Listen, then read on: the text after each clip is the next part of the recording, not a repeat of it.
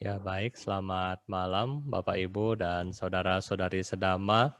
Sukihoto, Namo Buddhaya. Jadi pada hari ini sesuai dengan topik yang kita akan bahas, yaitu kita akan membahas mengenai usaha yang rajin ya. Jadi dalam rangka kita memasuki tahun baru, nah kita sudah melihat hal-hal yang harus ditinggalkan, hal-hal yang harus kita lakukan. Dan pada hari ini, ya kebetulan topik dari buku kurikulum Dhamma yang kita akan bahas adalah 4 padana ya, atau 4 macam usaha yang rajin dan bersemangat. Ya, jadi ini yang kita akan bahas secara singkat pada hari ini. Dan jika Bapak Ibu ada pertanyaan, boleh mulai mengetiknya di kolom komentar ya. Terima kasih. 4 macam padana. Apa itu padana? Adalah 4 macam usaha yang rajin dan bersemangat ya. Yang pertama Bapak Ibu adalah usaha baik untuk menjaga keadaan yang baik atau anuraka padana ya. Jadi kita memiliki satu usaha untuk menjaga keadaan yang baik. Maksudnya bagaimana itu Bante? Maksudnya kita sudah berusaha untuk menjaga suatu kondisi itu menjadi hal yang baik. Misalnya ketika kita melihat segala sesuatu, misalnya ya contoh yang sekarang adalah COVID ya. Begitu misalnya Bapak Ibu mungkin sakit leher, pasti apa yang Anda pikirkan lebih dahulu? Aduh, jangan-jangan kena ya. Jangan-jangan kena. Pasti itu yang kita akan pikirkan karena itu adalah suatu keadaan yang momen ya. Momen di mana di semua berita sudah disebutkan bahwa kalau kena COVID yang pertama kali itu akan mengenai tenggorokan misalnya. Jadi begitu Anda sakit tenggorokan, Anda akan langsung rasa, wah ini nanti saya kena COVID atau bagaimana ya. Jadi dengan keadaan begini, yang pertama, Buddha bilang kepada kita, kita berusaha untuk menjaga suatu keadaan itu dengan baik. Ya, kemudian kita menjaga keadaan baik itu bagaimana? Misalnya dalam hal ya mungkin Bapak Ibu perselisihan di kantor ya. Ya kadang-kadang dia di kantor juga ya kita bilang ada beberapa kubu. Nah, kadang-kadang bagaimana kita memanage atau menjaga teman-teman kita dengan usaha yang baik sehingga keadaan itu menjadi suatu yang kondusif dan seterusnya. Bukan hanya di kantor, mungkin juga bisa di organisasi, ya kan? Bisa juga mungkin di wihara, bisa juga mungkin di toko, di instansi Bapak Ibu bekerja, mungkin juga di kampus, sekolah, dan seterusnya. Jadi di sini adalah kita berusaha ya sebagai umat Buddha, kita pribadi itu memiliki usaha untuk melihat keadaan itu menjadi baik. Ya, seperti Bante ingat ketika bulan Maret tahun lalu, di mana COVID mulai masuk di Indonesia. Di situ banyak sekali ya umat Buddha yang berbondong-bondong untuk apa? Berbuat baik. Supaya apa? Supaya cepat meredakan COVID ya. Misalnya dari teman-teman dari SECI dan dari yayasan-yayasan yang lain, sebisanya ya kan, membawa beli masker, kirim ke rumah sakit, beli beras, dan seterusnya. Itu adalah bagaimana kita berusaha untuk menjaga keadaan ini menjadi hal yang baik ya. Tentunya bukan hanya hal yang di luar kita ya, hal yang di luar yang tadi Bante bilang kepada Bapak Ibu, tetapi juga hal di dalam diri kita. Ya, bagaimana kita menjaga mood kita ini agar tetap baik setiap hari ya. Kemarin kita sudah lihat yang di WA ya. Ada satu Bapak guru, dia sebelum masuk kelas dia senyum ya, walaupun dia sudah capek, dia buka masker dulu, dia senyum dulu, baru dia masuk ke kelas.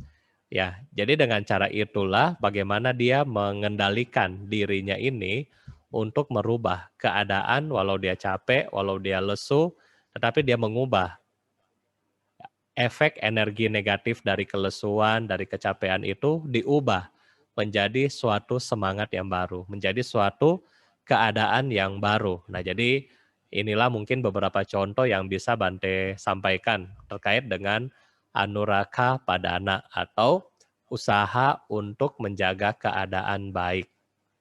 Ya, mungkin juga kalau Bapak Ibu yang Bante kasih contoh misalnya ketika Anda pulang dari kantor misalnya ya, pekerjaan Anda banyak di kantor ya, ketika Anda sampai di rumah Anda harus berusaha untuk melepaskan ya pekerjaan Anda yang di kantor dalam hal ini melepaskan dari pikiran dan kemudian Anda ketika Anda di rumah ya kerjakanlah sesuai dengan keadaan yang di rumah. Ya, jadi jangan sampai sudah pulang rumah, anak-anak misalnya yang masih kecil mau bermain sama papanya atau mamanya, sudah nggak ada waktu ya, karena udah lagi sibuk, lagi hitung bon, ya, atau lagi sibuk, lagi mau balas email dari klien. Ya, jadi ini yang contoh ya. Sebaliknya, ketika kita ada masalah di rumah, ya, kalau kita belum bisa solve, belum bisa selesaikan, ketika Anda ke kantor, masalah Anda yang di rumah juga jangan dibawa. Ya, Anda lagi habis ngomelin anak Anda sampai di kantor karena kebawa emosi, kita sampai di kantor ngomelin staff kita, ngomelin karyawan kita atau apa OB dan seterusnya. Jadi ini adalah bagaimana cara kita untuk menjaga ya, menjaga keadaan menjadi keadaan yang baik. Nah, ini adalah poin yang pertama. Ya, kita harus rajin untuk mengubah keadaan baik di dalam diri sendiri maupun di luar diri sendiri ya. Nah, yang kedua Bapak Ibu adalah bawana padana ya. Bawana padana. Usaha yang baik untuk menimbulkan keadaan baik di dalam diri seseorang ya. Jadi kalau tadi lebih banyak keluar, sekarang ke diri sendiri. Ya, kata depannya bawana. Ya, nggak lari dari meditasi Bapak Ibu ya. Bawana berarti bawana kurang lebih memiliki arti suatu keadaan ya. Suatu keadaan yang state yang tenang. Ya, jadi bagaimana kita menenangkan diri kita? Sanggup nggak kira-kira Bapak Ibu ya? Ketika Anda misalnya yang takut jarum, akan disuntik sama dokter, bagaimana kira-kira untuk menenangkan diri? Ya, untuk menenangkan diri bagaimana? Kalau misalnya kita ada takut jarum nih, dokternya sudah keluarin suntik, terus ayo mau disuntik ya. Nah, ya, gampang atau susah? Susah, tapi harus dilatih ya. Apa yang kita takut harus kita latih menjadi keadaan yang baik di dalam diri kita sendiri. Nah, selain itu misalnya kita juga mampu menghadapi ketakutan-ketakutan yang kita takut. Misalnya yang takut hantu dan seterusnya ya. Misalnya kalau kita takut hantu, ya sudah jangan nonton film hantu. Nanti kepikiran, nanti jadi mimpi dan seterusnya ya. Jadi ini adalah keadaan-keadaan yang dimana kita menjaga diri kita sendiri agar tetap pada keadaan yang baik. Bagaimana ketika Bapak Ibu terlalu over khawatir, ya khawatir. Khawatir sama anaknya, khawatir sama suaminya, khawatir sama tokonya, khawatir sama apa sekolah anaknya, khawatir sama belanjaannya, khawatir besok mau masak apa, ya besok mau arisan bagaimana, besok mau pergi kia-kia bagaimana, khawatir ya. Jadi bagaimana kita mengendalikan rasa khawatir kita juga di sini. Dan hal-hal yang lain, hal-hal yang membuat kita kesedih, marah, dan seterusnya. Jadi bawana pada menunjukkan usaha kita bagaimana mengurangi hal-hal yang negatif di dalam diri kita. Ya, yang sering kali Bante bilang, 4 hal ini, rajin dan semangat ini berusaha untuk menekan racun ya. Yang kita bilang setiap hari kita ada 5 racun yang menemani kita dan berusaha kita dengan 4 ini kita berusaha untuk menekan racun di dalam tubuh kita di dalam batin kita sendiri. Nah, jadi inilah alasan daripada kita harus rajin dan bersemangat ya. Nah, berikutnya Bapak Ibu adalah ya, pahana padana, usaha rajin untuk meninggalkan keadaan-keadaan yang jahat. Ya, usaha yang rajin untuk meninggalkan keadaan-keadaan yang jahat. Keadaan yang jahat yang tadi Bante bilang, 5 racun yang tadi yang ada di dalam diri kita berusaha untuk menghilangkan, ya. Bante caranya bagaimana untuk menghilangkan ini? Kembali lagi pada latihan. Kalau kita nggak pernah latihan, Anda nggak pernah bisa, ya. Kalau kita nggak pernah berusaha untuk mengurangi keadaan-keadaan jahat ini, kita nggak bisa, ya. Nggak segampang kita mengurangi perbuatan jahat kita dengan istilahnya tip X, ya. Atau cuci pakai rinso, itu noda itu hilang. Itu nggak segampang itu, ya. Jadi kita harus benar-benar berusaha bagaimana kita menghilangkan keadaan-keadaan jahat di dalam diri kita. Ya, kenapa kita harus berusaha? Anda bayangkan Bapak Ibu ya, kita sudah lahir begitu banyak kali kehidupan. Dan di dalam kehidupan dari itu, kenapa kita lahir terus? Karena keadaan-keadaan di dalam batin kita yang jahat, ya, yang kita bilanglah loba dosa moha, yang selama kehidupan itu membuat kita lahir mati sampai hari ini. Sehingga kalau Anda bilang, Bante saya meditasi kok nggak selesai-selesai. Iyalah, meditasi baru 40 menit dan untuk menghilangkan racun yang sudah beribu miliaran tahun kali, ya kan? Itu nggak segampang itu. Jadi ini yang kita bilang bahwa harus ya, harus berusaha. Ya, adalah hal yang wajar untuk kita berusaha lebih banyak, ya kan? Benar nggak? Bante kasih contoh kepada Anda, misalnya Bapak Ibu punya utang 10 miliar, ya. Terus Bapak Ibu berusaha, punya gaji misalnya 20 juta satu bulan. Kapan bisa lunas 5M yang tadi? Ya, kalau Anda bilang, Bante, saya kerja 1 bulan, ya kan, dapat gaji 20 juta. Ya, terus Anda bilang, dengan 20 juta saya lunasin utang saya di bank. Ya bisa berkurang, tetapi berkurang senilai 20 juta. Sama halnya dengan itu. Ya, kita sudah memiliki karma buruk yang sangat banyak, dan kemudian kita cuman bikin karma baik sedikit. Ya, jadi sangat wajar kalau misalnya Anda masih menderita ya. Kalau masih menderita, kalau masih sedih, masih susah, masih banyak halangan-halangan dan sebagainya adalah sangat-sangat wajar ya. Kok Bante sudah sembahyang sekian lama dan seterusnya kenapa masih menderita? Ya, kembali lagi seberapa kuat effort yang sudah kita usahakan ya. Kadang-kadang kita baru melakukan hal yang sedikit, kita sudah rasa itu banyak sekali.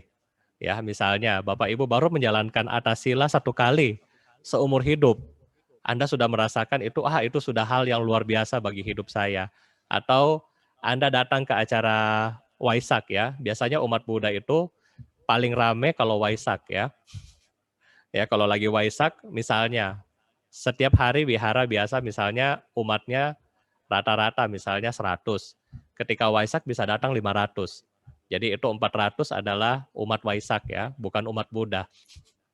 Nah, jadi ketika mereka datang, mereka hanya appreciate bahwa hari ini saya merasakan perayaan Waisak. Jadi hanya mengambil simbol dari hari besar perayaan. Ya, dan dia berasa bahwa di hari itu dia sudah berbuat baik. Sedangkan di hari sebelumnya ya, dari 365 hari, 364 hari melakukan hal yang kurang baik.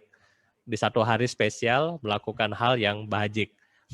Jadi bagaimana mungkin kita melakukan satu perbuatan baik untuk menutup seluruh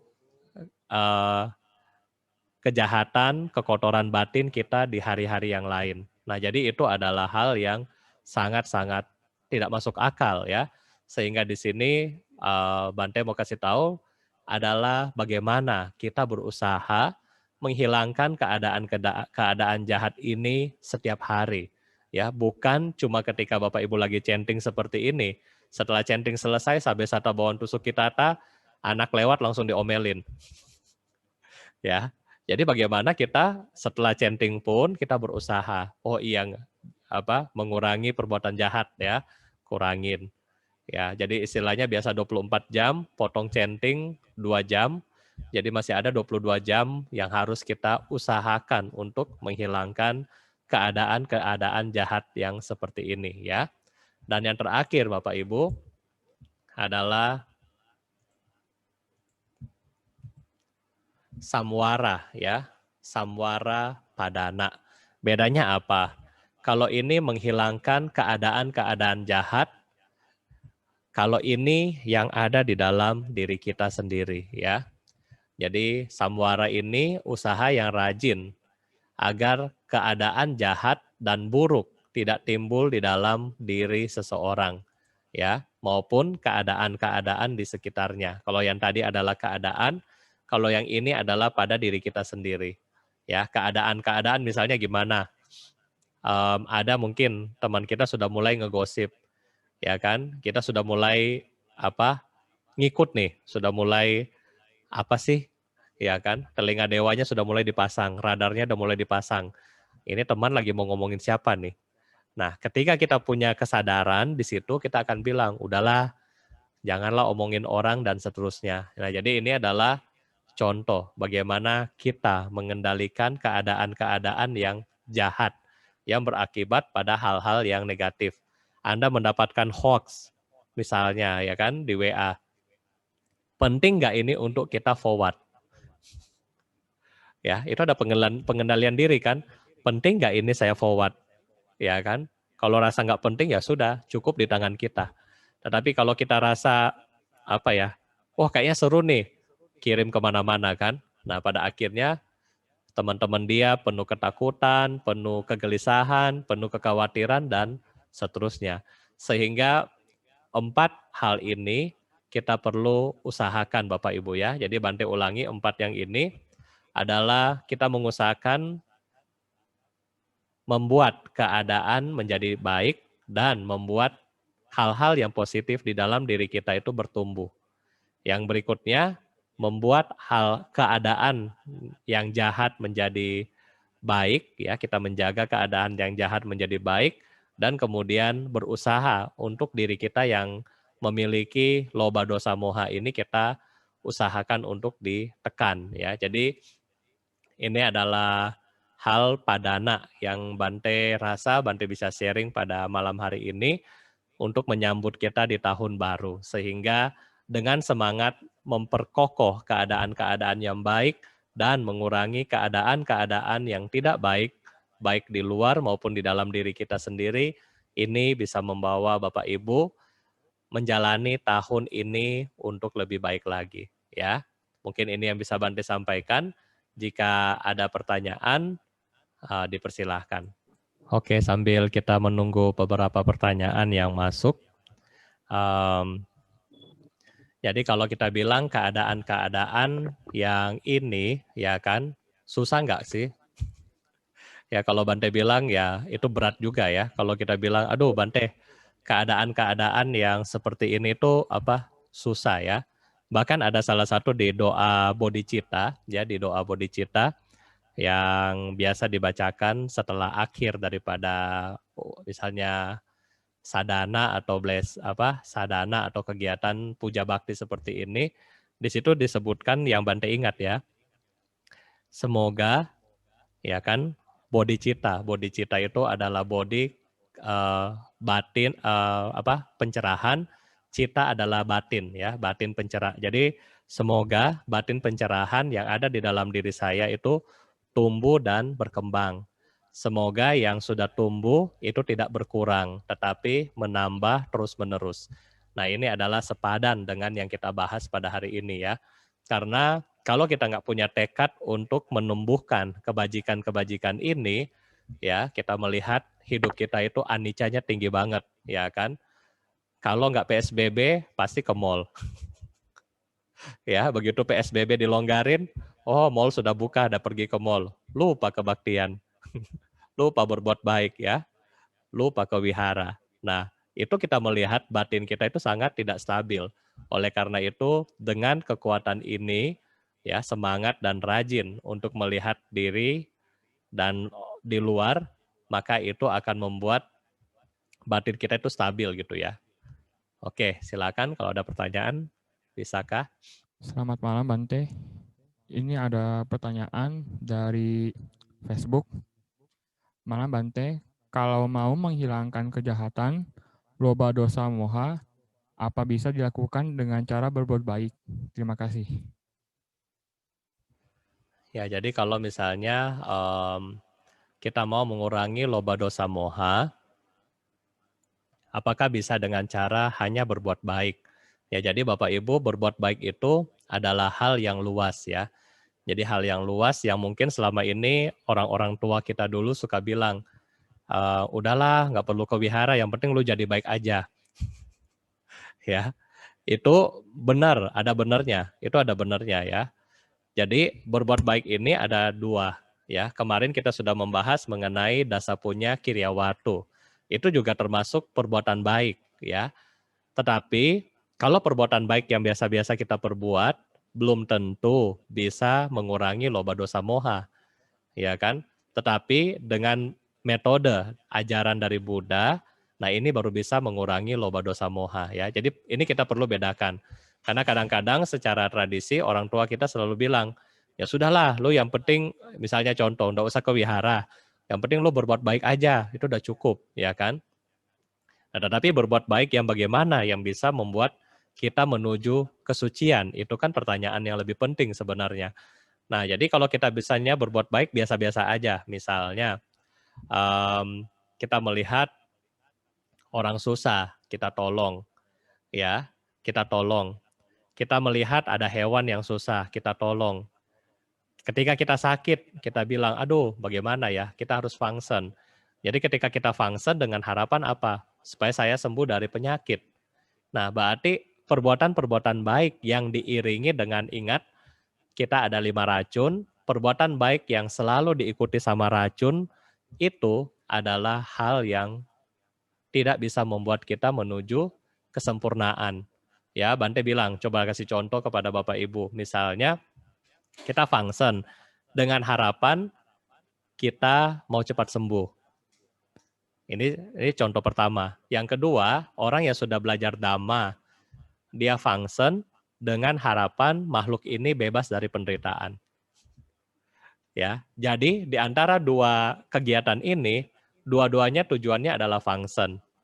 Dua-duanya makhluknya itu lepas ya, hidup. Tetapi yang satu ada pamrih, semoga saya sembuh dari penyakit. Misalnya semoga kalau bisnis saya lagi lesu, lepas belut katanya ya. Makin banyak belut biar licin itu bisnis. Tetapi yang satu, dia function dengan harapan apa? Kasihan, ada compassion di situ. Nah, jadi inilah adalah hal yang berbeda ya. Ini adalah hal yang berbeda tentunya. Berbeda ini dapat dari mana? Dari pengertian benar mengenai ajaran Buddha. Nah, ini adalah perbedaan, ya kan? Ini adalah perbedaan ya. Jadi dari situlah kalau misalnya kita function dengan metode yang pertama punya pamrih, kita masih punya loba. Tetapi kalau kita function dengan yang kedua, lobanya nggak ada lagi di situ. Ya, Bante kasih contoh kepada Bapak Ibu juga. Misalnya, ketika kita berbuat baik, ya kan, Anda berbuat baik misalnya di manapun, contoh, let's say kamu jadi ketua panitia misalnya. Biasanya kan ketua panitia itu akan tampil di depan, ya kan, kasih apa kayak kata sambutan dan seterusnya ya.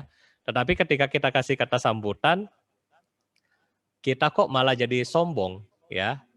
Jadi kita untuk mengejar ketua panitia itu kita menjadi sombong dibanding dengan ketua panitia dengan harapan apa? Untuk membawa benefit buat semua makhluk. Ini adalah hal yang berbeda. Kalau yang tadi untuk memperoleh kesombongan, begitu ada masalah Bapak Ibu. Ya, begitu ada masalah, pasti ini orang mundur. Nggak bakalan bantu lagi. Tetapi kalau yang punya ketulusan membantu dengan sepenuh hati, ketika dia selesai, ada masalah pun dia tetap enjoy. Karena dia telah melakukan yang terbaik untuk Buddha Dhamma istilahnya. Nah, jadi ini adalah contoh daripada perbuatan baik, sama-sama perbuatan baik, tetapi satu ada 5 racun, yang satu nggak ada racun. Ya, Misalnya juga, Anda berbuat baik apa? Misalnya berbuat baik yang masih embel-embel ya. Misalnya kalau kita sudah berbuat baik, misalnya bantainya harus ingat saya. Kalau Bante nggak ingat saya, maka saya nggak mau berbuat baik lagi. Berarti itu bukan berbuat baik ya. Itu memang benar kita melakukan perbuatan baik, tapi masih ada pamrih ya, masih ada pamrih ya, masih ada pamrih. Atau misalnya gini, bertekad ya. Misalnya kadang-kadang umat itu ke wihara, kadang-kadang dia bertekad. Contoh, ketika dana makanan dia bertekad, semoga habis dana makanan ini misalnya hutang saya itu bisa lunas. Ya, atau orang yang ngutang sama saya itu bisa bayar lunas. Apakah itu perbuatan baik? Iya, tetapi ada pamrih ya. Namanya perbuatan yang masih ada pamrih berarti tersusupi sama racun ya, loba, dosa, moha, iri hati dan kesombongan. Ini adalah racun yang mengikuti kita. Kalau selama perbuatan kita masih ada 5 racun ini, walaupun perbuatan yang kita lihat secara mata duniawi adalah positif, tetapi itu secara dhamma, secara batin itu bukan. Ya, memang akan ada pahala kebajikan dari situ, tetapi di lain pihak batin kita lebih kotor. Ya, batin kita lebih kotor. Tetapi hasil dari pahala ini tetap ada Bapak Ibu ya, tetap ada. Tetapi karena batin kita kotor, ini menghambat kita untuk mencapai tingkat-tingkat kesucian. Ada juga kadang-kadang ya meditasi ya. Kadang-kadang kalau wihara lagi rame, pura-pura meditasi. Kalau wihara lagi sepi, kagak meditasi tuh orang. Berarti apa? Oh, kalau orang rame meditasi biar dilihat alim gitu ya. Aduh, ini orang kok tenang banget gitu ya. Tapi kalau misalnya ruangan kosong gitu kan, kok suruh meditasi sendiri? Nggak mau. Nah itu. Jadi ya inilah kadang-kadang kita ya, kadang-kadang ya ini realita, tetapi ya kita bilang itu berbuat baik, benar. Tetapi ingat 5 racun. Oke, terima kasih. Dari Ibu Julicin, Malam Bante, Namo Buddhaya. Apakah menangis termasuk kilesa? Wandami Bante. Apakah menangis termasuk kilesa? Ya, menangis buka apa ya? Itu termasuk salah satu dari penderitaan lah ya, duka ya, karena kita mengalami ya penderitaan. Jadi itu lebih dikategorikan kalau menurut Bante sih lebih ke duka ya, karena kita menderita, akhirnya kita ya bersedih dan akhirnya kita meneteskan air mata. Ya, jadi itu lebih ke arah duka ya. Kalau kekotoran batin itu lebih ke arah hal-hal yang apa ya? Lebih ke arah hal-hal yang bersifat destruktif ya, menghancurkan gitu kan. Tetapi kalau kita mau lihat lebih detail, ya mungkin bisa masuk ke moha juga ya. Tapi whatever itu kita nggak pentingkan apakah itu kilesa apa enggak. Tetapi kalau Bante bilang, kalau selama kita mau menangis, ya silahkan, nggak masalah ya. Karena ya kita nggak bisa bilang kita punya diri itu kuat. Ya kan, sekuat-kuatnya kita, sekeras-kerasnya seseorang punya sifat, pasti ada satu saat dia punya hati yang lemah. Ya, jadi ketika Anda merasakan hal yang ini, sedih dan seterusnya, ya silahkan aja. Itu nggak masalah. Ya, terima kasih. Bante, ini ada satu lagi dari Ibu Hani Yuwono. Namo Buddhaya Bante. Kenapa latihan meditasi biar cuma sebentar dapat dikategorikan berbuat baik? Ya, kenapa kita melakukan meditasi walaupun hal yang sepele, misalnya cuma 5 menit, 10 menit, ya kan, atau biasanya kita lakukan 40 menit, kenapa dikatakan perbuatan baik? Karena setidaknya di saat itu kita berusaha untuk mengembangkan pikiran yang positif. Dan ketika kita bermeditasi, kita mengucapkan kata-kata yang positif. Ya, misalnya semoga semua makhluk berbahagia. Atau kadang-kadang yang menggunakan metode lain seperti nafas masuk, nafas keluar juga boleh. Dan perbuatan kita juga positif, yaitu kita nggak bikin apa-apa, kan kita duduk, atau enggak kita jalan, atau enggak kita berdiri. Nah ini kan, jadi ketika kita memunculkan hal yang positif di dalam batin kita, maka hal negatif dari luar itu nggak masuk. Maupun hal yang negatif dari dalam itu susah dia untuk muncul. Ya, jadi yang kita mesti ingat bahwa di dalam satu state, ya, satu keadaan daripada batin kita hanya bisa menampung satu, antara baik atau yang buruk. Ya, hanya satu. Ya, jadi ketika kita menampung hal yang baik, yang buruk itu nggak muncul. Masalahnya adalah pikiran kita, batin kita itu sangat cepat. Ya, kalau nggak salah 1/42 detik. 1/42 itu adalah untuk 1 detik kurang lebih bentuk-bentuk pikiran yang muncul 1/42 kalau Bante nggak salah ingat ya. Nah jadi walaupun hanya 1 detik kadang-kadang Anda bilang, kok meditasi tapi tetap masih pikiran yang jahat. Iya, karena 1 detik itu ada 42 cabang dari pikiran. Jadi dalam 40 menit kita bermeditasi ada berapa banyak itu cabang pikiran yang tetap muncul. Oleh karena itulah ketika kita berusaha untuk cabang pikiran tadi yang begitu banyak muncul, kita tarik untuk menjadi satu objek, makanya itu dibilang hal yang susah. Ya, hal yang ya itu sulit untuk dilakukan. Dan disitulah adalah usaha untuk berbuat baik. Ya, terima kasih. Oke. Namo Buddhaya Bante. Kemarin bilang dalam berusaha kita mesti punya banyak keterampilan. Tapi di samping itu tidak semua orang punya kemampuan intelektual dan skill yang sama. Bagaimana kita bisa berhasil?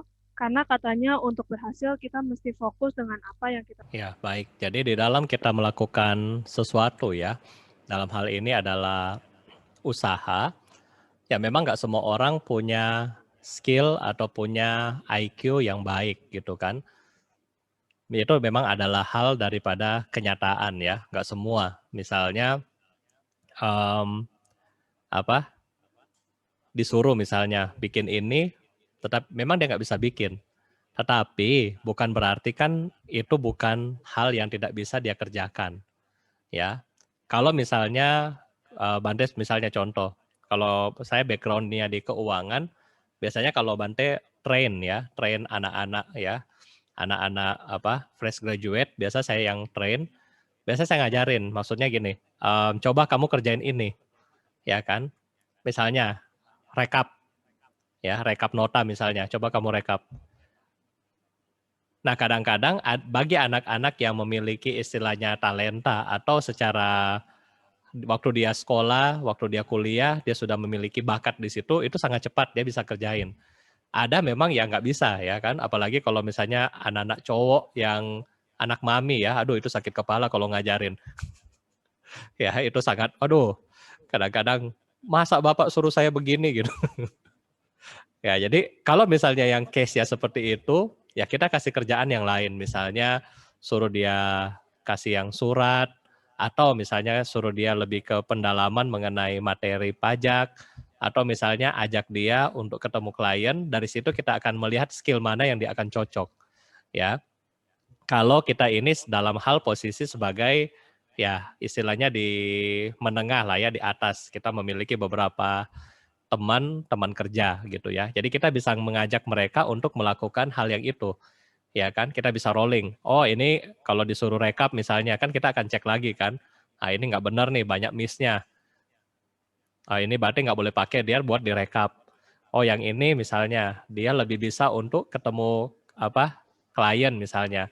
Dia bisa secara penampilan dia bagus, dia bisa bicara dengan baik, dia bisa berkomunikasi, tata krama sopannya bagus. Nah ini yang diajak. Nah kalau yang ini bagaimana? Nah mungkin kita move ke area yang lain, ya kan? Nah jadi kalau kita melihat ini, memang manusia itu nggak sempurna. Jadi apa yang kadang-kadang kita bisa, cuma kadang-kadang itu masalahnya nggak tersalurkan ya, maksudnya nggak kesampaian. Contoh, anak kita nggak suka belajar, tapi kadang-kadang orang tua itu paksa harus kuliah, ya kan? Sampai kuliah nilainya jelek tapi masih dipaksa sampai lulus. Ya akhirnya kadang-kadang ya DO gitu kan, karena bukan di skill-nya, bukan yang dia mau seperti itu. Jadi kadang-kadang kalau misalnya anak-anak Anda, misalnya yang SMP, SMA, sudah bisa dilihat bakatnya kemana. Ya, dia mau musik, ya udah dikasih. Kalau kita nggak punya biaya untuk misalnya latih dia musik, ya mungkin kita bisa lihat dari YouTube dulu, cara-caranya gimana, yang gampang ya kan. Jadi ini adalah banyak cara sebenarnya ya. Kalau untuk zaman sekarang itu, cara untuk orang sukses itu sudah sangat-sangat, ya Bante bilang, sudah sangat gampang buat Anda sukses. Anda mau belajar apapun, sudah tersedia, ya kan? Tinggal diri kita sendiri mau nggak menggali potensi ini, ya. Kita punya diri sendiri mau nggak menggali dan berusaha untuk mengeluarkan potensi ini. Pertanyaan sih itu yang paling susah ya. Belum tentu diri kita sendiri itu mau mulai menggali, mau berusaha, ya. Kalau Bapak Ibu bilang apa Bante nggak sukses, itu apa Bante dulu waktu pergi di India ya 2011, waktu itu saya masih umat, satu toko ya, Bante suka waktu itu saya masih umat, saya suka beli tasbih ya kan, tasbih batu di India tuh bagus-bagus, jadi saya pergi ke toko itu masih pakai apa ya, kayak apa, kios kecil ya, kios kecil. Nah sekarang kalau Bante bawa umat ya, misalnya umat dari Indonesia biasa suka beli batu juga kan, ya kadang-kadang apa kita pergi ke toko itu karena sudah kenal kan, udah lama kenalnya. Sekarang sudah bikin hotel. Jadi Bapak Ibu bayangkan dari toko yang begitu kecil ya, cuma jualan batu, bisa bangun hotel sekarang. Dia nggak sekolah, tetapi dia berusaha, ya berusaha untuk ya melakukan yang terbaik buat diri dia. Ya, jadi ketika orang hidup di zaman yang lebih susah, dengan kompetensi yang begitu susah kita bilang, nah mereka akan berusaha untuk lebih survive lebih tinggi. Ya, anak-anak di India nggak ada yang kasih belajar mereka bahasa, nggak ada yang kasih belajar mereka bahasa. Tetapi kalau kita ke sana, dia lihat ini orang baju putih-putih, berarti orang Thai, tinggal ngomong pakai bahasa Thai. Orang bule ngomong pakai bahasa Inggris. Orang dari Cina bisa bahasa Ni Hao Ma, ya. Kalau orang Indonesia sekarang sudah bisa ngomong juga. Padahal tidak ada sekolah formal khusus mereka untuk belajar bahasa-bahasa tadi. Dari mana? Dari keinginan untuk survive. Dari keinginan karena mereka adalah sangat susah, mereka ingin untuk hidup. Dan ini adalah wajar. Semua makhluk berusaha untuk menggali potensi, meninggalkan penderitaan dia. Jadi ini adalah wajar bagi semua ya untuk berusaha. Ya, jadi Bante rasa nggak ada kata bilang, aduh semua ini terbatas ya, kecuali secara mentalitas yang ya dia sakit secara mentalitas dan termasuk juga rasa malas di situ. Maka itu untuk memiliki keterampilan tambahan itu akan sangat-sangat susah ya. Terima kasih. Ini ada pertanyaan lain lagi, Bante, dari Limli. Selamat malam, Bante. Saya tentang Anatalakana Sutta atau khotbah tentang sifat bukan aku, rupa, wedana, sana, sangkara, winana, itu nica atau anicca, suka atau duka, Arya Saca, Wimuti, ada badan kita atau jiwa ada kosong, tiada apa bagi aku. Boleh Bante beri penjelasan isu ini? Terima kasih Bante.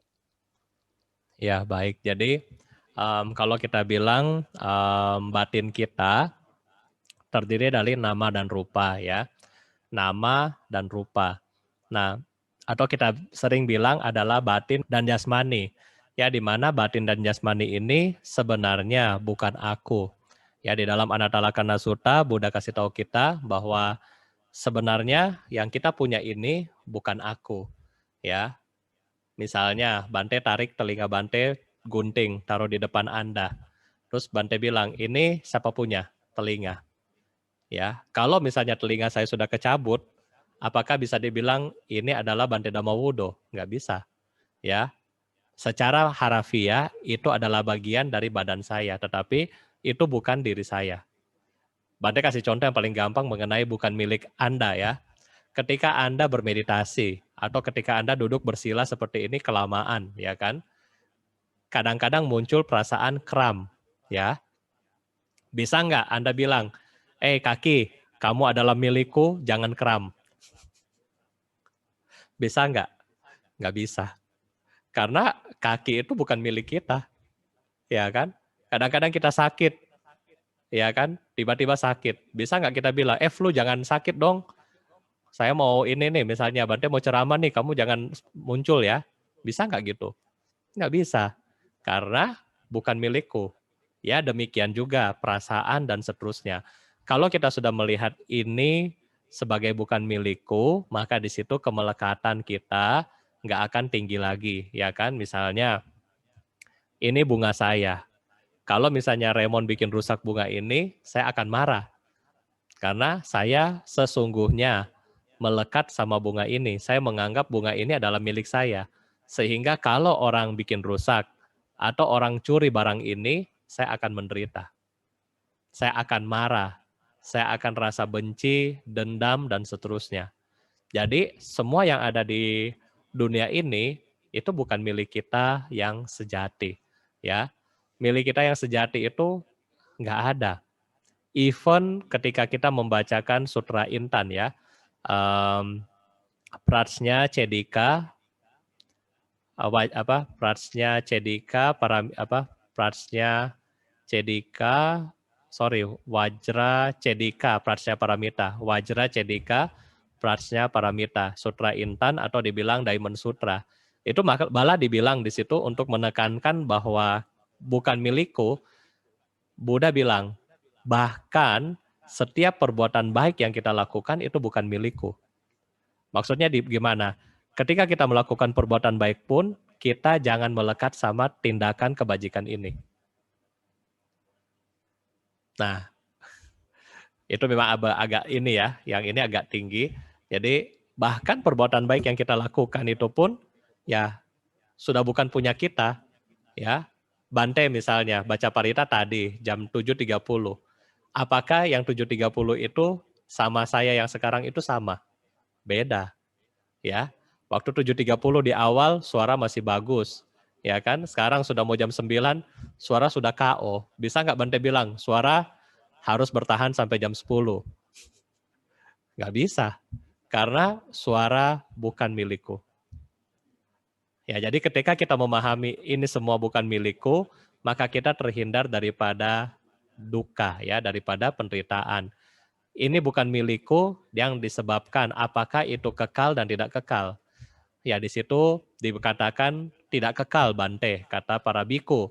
Nah, kenapa tidak kekal? Ya tadi, karena semua dari badan kita pun mengalami perubahan. Ya, mengalami perubahan. Misalnya juga kita bilang mengalami perubahan rambut. Boleh nggak kita bilang rambut jangan tumbuh? Nggak bisa. Tetap dia akan tumbuh kalau ada kondisi. Kuku nggak boleh tumbuh. Tetap kalau dia ada kondisi dia akan tumbuh. Ya kan? Jubah nggak boleh rusak. Dia akan rusak kalau kondisinya sudah harus rusak. Nah, jadi di sini tidak ada yang kekal. Ya. Apakah di luar kita dan di dalam diri kita. Dengan memahami ini, ya baru kita bisa pelan-pelan melepaskan kemelekatan dan terbebaslah daripada duka atau penderitaan. Terima kasih. Bagaimana caranya Bante untuk bisa melepaskan diri dari kemelekatan, baik itu kepada seseorang ataupun kepada benda materi? Kembali lagi Bapak Ibu, harus, Ibu Lin ya, harus latihan ya. Bagaimanapun yang membuat Anda melekat pertama kali adalah diri kita sendiri. Kita nggak bisa bohongi itu ya. Apapun yang kita suka adalah dari diri kita sendiri. Oke? Sehingga yang harus melepaskan itu adalah kita sendiri. Masalahnya makin hari makin Anda pikirkan, makin kita pikirkan, makin kita inginkan, itu menjadi sangat-sangat attach yang sangat-sangat kuat. Ya, itu bagaikan bola salju. Misalnya gini, kita mungkin yang cewek-cewek, misalnya suka beli tas, ya kan? Suka beli tas. Begitu ketika Anda lagi buka misalnya Shopee atau buka Tokopedia, Anda lihat tas, ya tas. Lihat tas, ini modelnya bagus. Saya ada baju merah, langsung ingat kan, saya ada baju warna merah, tasnya mau warna merah, biar matching. Kemudian search tas yang ini, muncul iklan lain kan, muncul lagi tas yang model A, B, C, sama-sama warna merah.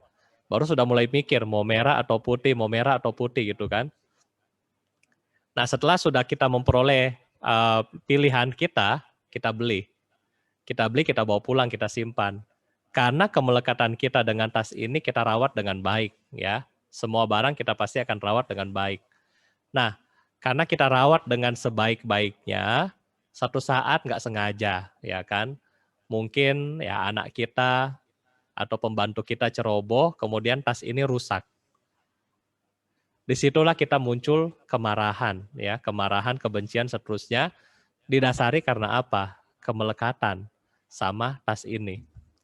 Permasalahannya seberapa kuat kita melekat. Kalau cuma mungkin secara tas yang Anda bukan hobi sekali, Bante rasa 2 hari lupa.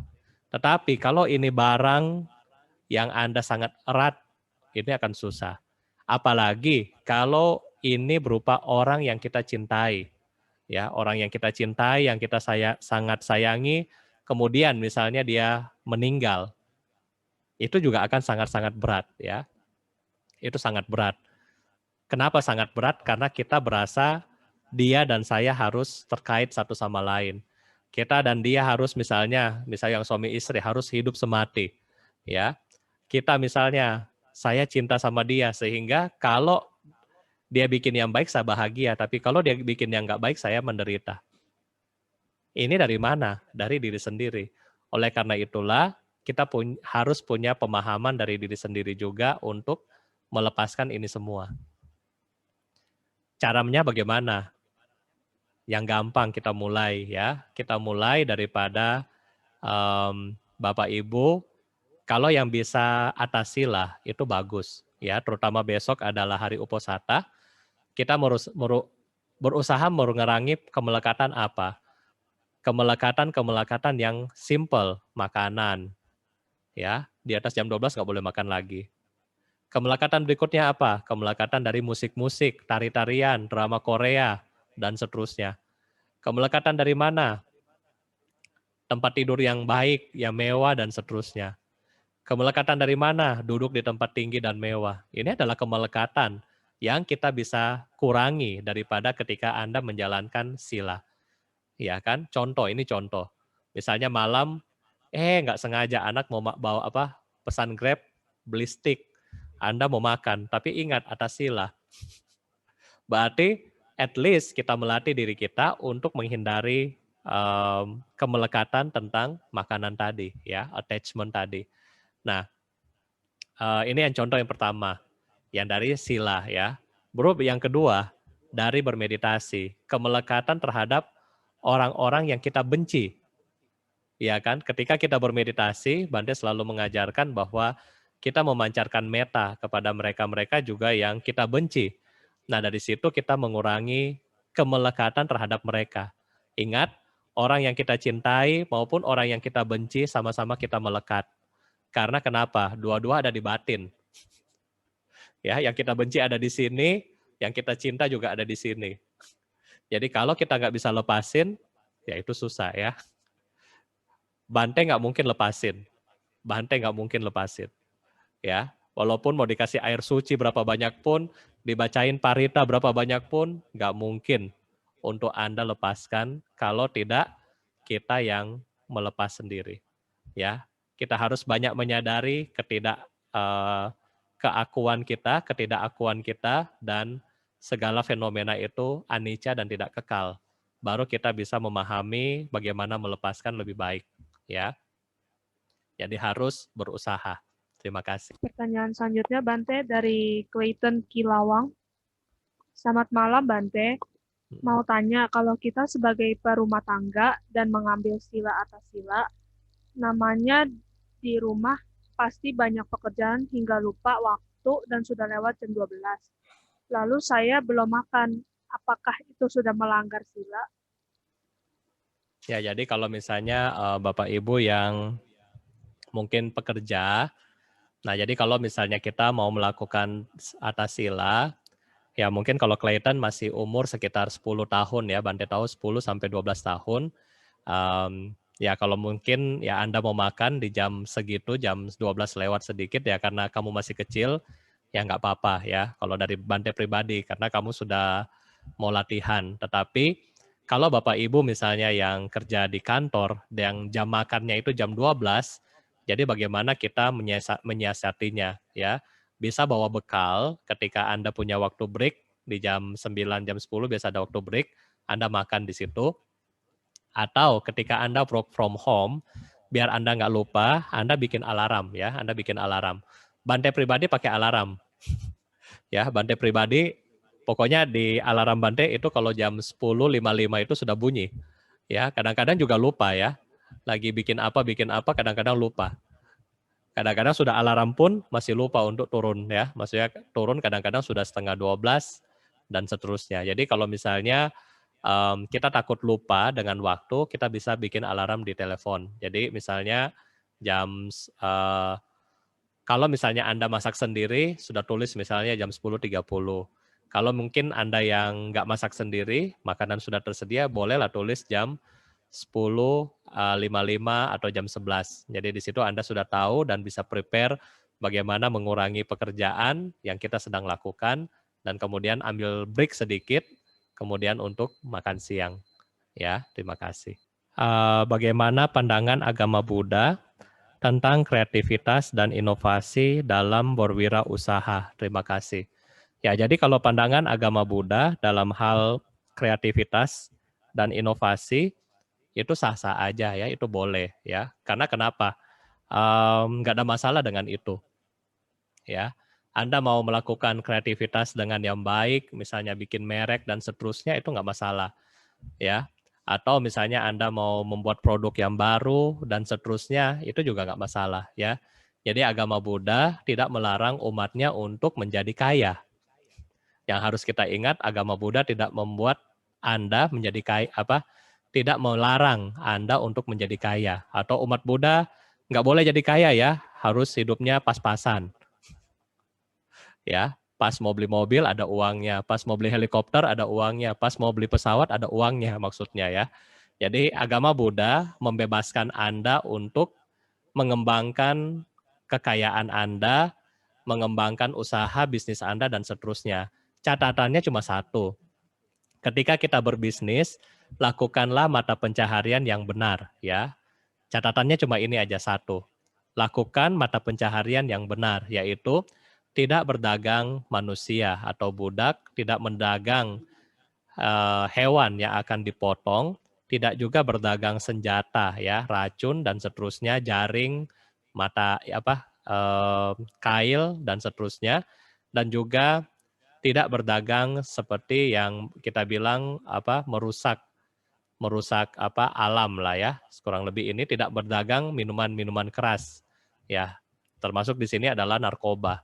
Jadi selain ini jenis mata pencarian ini Bapak Ibu bisa lakukan ya, Bapak Ibu bisa lakukan dan ketika Anda lakukan selain 5 yang tadi Anda perlu menjalankan sila ya, dalam hal ini adalah sila kedua dan keempat ya, jangan bohong, jangan bikin nota palsu, jangan mengambil barang curian ya kan. Kalau misalnya Anda beli barang ini 20.000 agen resmi ya. Kalau Anda beli ini barang curian cuma 5.000. Terus jual tetap harga barang asli ya. Jadi ya jangan seperti itu. Yang penting kita sudah bebas dari pekerjaan yang salah, kemudian kita menghindari dua, sila daripada mencuri dan sila daripada berbohong. Ya ini sudah oke, kita mau ngapain pun itu bebas. Ya, terima kasih. Oke, pertanyaan selanjutnya Bante dari Seni Salek. Bante, ada orang melahirkan makan ayam arak. Apa itu termasuk langgar sila kelima? Terima kasih. Ayam arak ya. Jadi kalau memang secara tradisi ayam arak itu buat bikin badan menjadi fit ya. Dan kalau misalnya kita bilang itu adalah obat karena sakit. Ya jadi kadang-kadang fermentasi itu memang bisa membuat badan kita fit dan ketika makan di saat yang kita istilahnya lagi sakit tidak menimbulkan mabuk ya. Karena ayam yang dicampur arak itu cuma sedikit sekali ya. Bukan kita bilang ayamnya diarakin sampai bagaimana. Paling cuman kalau dulu lihat mama saya bikin paling 2-3 sloki aja kan dicampur dengan air yang begitu banyak. Jadi rasa nggak masalah ya, karena tidak menyebabkan kita sakit, tetapi hanya menambah booster untuk orang yang habis melahirkan. Dan ayam arak hanya dimakan selama kita istilahnya ya Bapak Ibu proses 40 hari biasanya melahirkan. Nah setelah itu kan enggak. Jadi kalau menurut Bante pribadi ya itu boleh-boleh aja. Tetapi setelah melewati masa itu, kalau Anda mau bermeditasi kemudian masih makan yang seperti ini, dia akan mengganggu kesadaran kita sedikit. Ya, dia akan mengganggu kesadaran kita sedikit. Oke, terima kasih. Pertanyaan selanjutnya masih dari Sani Salek.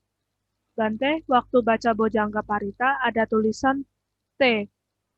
Saya baca me apa dibolehkan karena saya dalam keadaan sedang sakit. Terima kasih. Ya, baik. Jadi antara T sama me ya kan. Kalau me buat kita sendiri, kalau T buat orang lain. Apakah boleh Bante kalau saya memang sedang sakit? Ya nggak masalah ya. Kalau memang Cici Sani lagi sakit, Cici Sani lagi sakit, ya itu boleh Anda membacakan me. Semoga saya cepat sembuh. Ya, semoga saya bebas dari penderitaan. Itu nggak masalah. Tetapi kalau kita yang lagi fine-fine aja, lagi normal, Bante lebih sarankan pakai T. Kenapa? Karena T kita memancarkan kebahagiaan atau doa kita kepada semua makhluk, ya, kepada orang lain. Nah, jadi Bante lebih sarankan lebih senang pakai T. Tapi kalau misalnya memang kita lagi sakit, ya bolehlah kita pakai me, nggak masalah, ya. Terima kasih. Mari kita melakukan meditasi kebajikan. Melalui kekuatan kebajikan ini, semoga tidak ada lagi makhluk yang melakukan kama buruk.